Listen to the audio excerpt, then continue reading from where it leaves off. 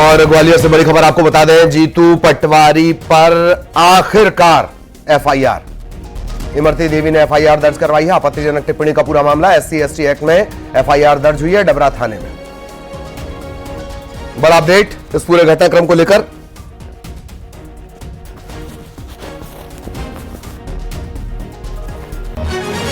डबरा थाने में एफआईआर दर्ज हो गई है।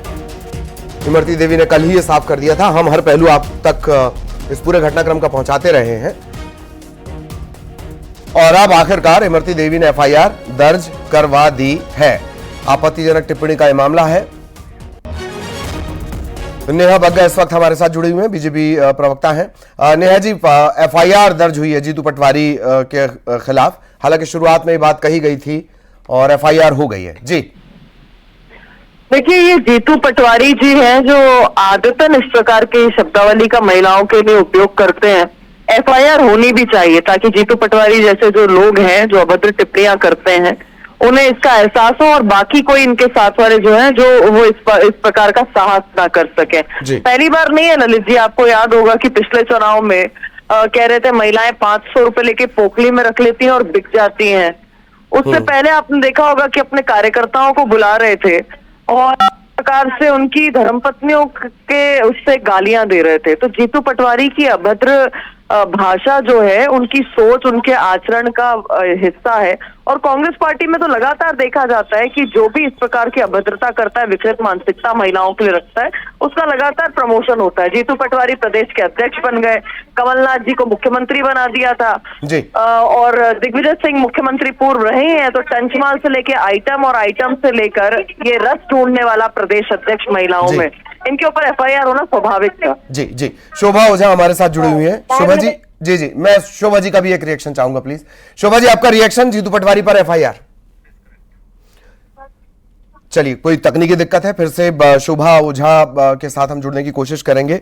और नेहा जी, मैं आपका जवाब थोड़ा सियासत से इतर चाहता हूं। इसमें मैं हर महिला नेत्री को लेकर मेरा ये सवाल है आपसे कि आखिर ये शेमिंग की सिचुएशन सियासत में जो है हर दल से है। लंबा चौड़ा ट्रैक रिकॉर्ड आपकी पार्टी का भी है, कांग्रेस का भी है, दूसरी पार्टियों का तो खैर बहुत ही ज्यादा खराब है। ये स्थितियां बनती क्यों हैं? मुझे एक बात बताइए ललित जी, जो मैंने कहा कि क्या भाजपा में इस प्रकार के किसी व्यक्ति को अध्यक्ष बनाया जाता है, आपको कोई ध्यान में आता है क्या? और कांग्रेस पार्टी में ऐसे व्यक्ति को जो कहता है पोखली में रख के बिक जाती हैं 500 रुपए में महिलाएं, उसको अध्यक्ष बनाया जाता है। जो कहता है पार्टी गई तेल लेने, उसको अध्यक्ष बनाया जाता है। अभी ये आदमी इस स्तर पे गिर गया है कि ये महिला में रस ढूंढने के लिए निकला है।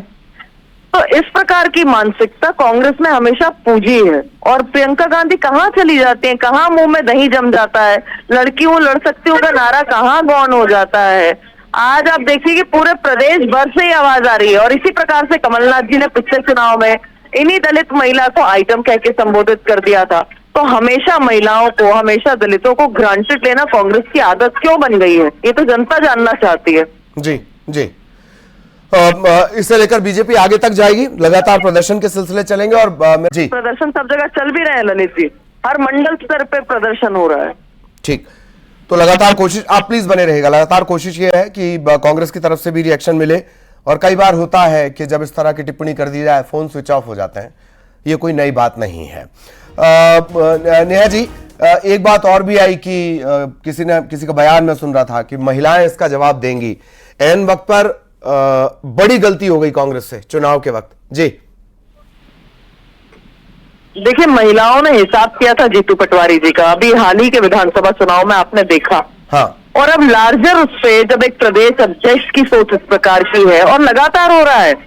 अभी 2 दिन पहले राष्ट्रीय प्रवक्ता राधिका खेरा ने रो रो के इन बातों को बयान किया था कि कांग्रेस का क्या आचरण है, महिलाओं के प्रति क्या व्यवहार है। तो कभी शारीरिक, कभी मानसिक शोषण महिलाओं का जो कांग्रेस पार्टी करती है, प्रदेश की जनता तय करेगी, प्रदेश की महिलाएं तय करेंगी। और ये 50% की आबादी तत्पर है बताने के लिए कि अबला नहीं है, ये सबला है। ठीक ठीक ठीक। नेहा जी, आऊंगा आपके पास। आपने एक प्रमोशन वाली बात भी कही थी कि कम से कम किसी को प्रमोशन या एक काउंटर था। मैं आऊंगा आपके पास। कांग्रेस से अनिल सिंह साहब हमारे साथ जुड़े हुए हैं। अनिल जी, जीतू पटवारी पर एफआईआर, बुरे घिर गए आप। जी नमस्कार। जी, आपका रिएक्शन जीतू पटवारी पर एफआईआर प्लीज।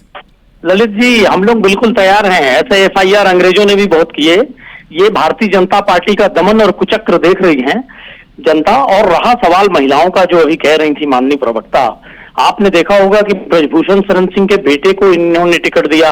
तो जो महिलाओं पर अत्याचार करता है, चाहे देवगौड़ा जी का पोता हो, चाहे ये ब्रजभूषण सिंह, नहीं, उससे आपको लाइसेंस तो नहीं मिल जाता ना अनिल जी की? क्या ये ब्रजभूषण सिंह, नहीं, उससे आपको लाइसेंस तो नहीं मिल जाता ना अनिल जी की? आप किसी नहीं, हमको तो लाइसेंस, आप देखिए, कांग्रेस जब जब सरकार में रही, चाहे आज पंचायतों में महिलाओं का आरक्षण देख लीजिए, चाहे दूसरे क्षेत्रों में महिलाओं के लिए अवसर देख लीजिए, कांग्रेस की जब जब सरकार आई है तब तब महिलाओं का उत्थान हुआ है। ये तो एक कानून भी बनाते हैं तो कहते हैं कि जब डिलिमिटेशन हो जाएगा, परिसीमन हो जाएगा, तब उसको लागू करेंगे। और साहब, परिसीमन कब होगा वो नहीं बताते, 47 में होगा, 50 में होगा। तो ये सिर्फ सपने दिखाते हैं, इंप्लीमेंटेशन नहीं करते। महिलाओं के सम्मान के लिए कांग्रेस तत्पर है। और माताएं बहनें भी जानती हैं कि भारतीय जनता पार्टी की सरकार ने हमेशा ठगा है।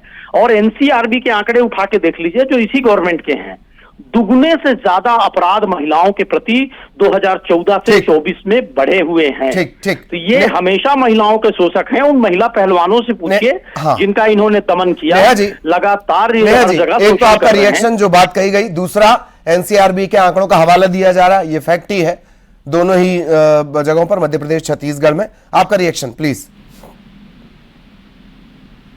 नेहा जी।